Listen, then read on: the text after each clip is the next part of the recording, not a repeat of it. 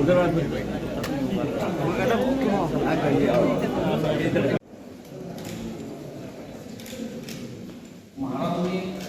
ज्या कलावंतांना नाट्य, संगीत, चित्रकला आणि संगीत या सर्व कलाकारांना जे राजश्री दिले होते त्यांचं दादाने इथे आपण प्रदर्शित केलेलं आहे.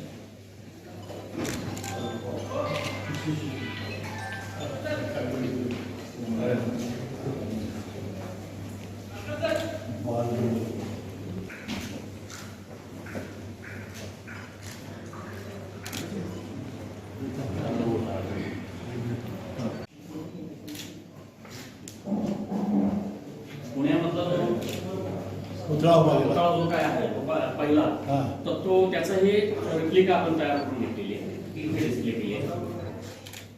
छत्रपती शाहू महाराजांची जयंती आज मोठ्या उत्साहात साजरी होती. आज छत्रपती राजश्री शाहू महाराजांची 150वी जयंती अतिशय मोठ्या उत्साहानं राज्यभर साजरी केली जाते.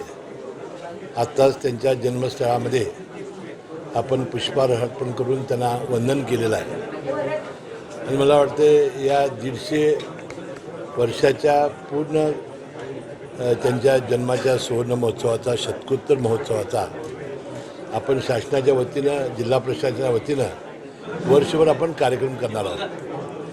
आणि छत्रपती राजश्री शाहू महाराजांचं जे विचार होते ते जनतेपर्यंत पोचवणं, त्यांनी कशा पद्धतीनं हे रयतेचं राज्य या कोल्हापूरमध्ये उभं केलं याची माहिती संपूर्ण देशाला होण्यासाठी आम्ही प्रयत्न करणार आहोत. आपण अनेक राजेराजवाड्यांच्या पालख्या वाहतो, परंतु आपण छत्रपती शाहू महाराज आणि शिवाजी महाराज यांचीच पालखी का वाहतो? कारण त्यांनी रयतेचं राज्य कसं असावं आणि जनतेसाठी कसं चालवावं याचा एक आदर्श नमुना या दोन्ही राजाने आपल्यासमोर घालून दिलेला आहे.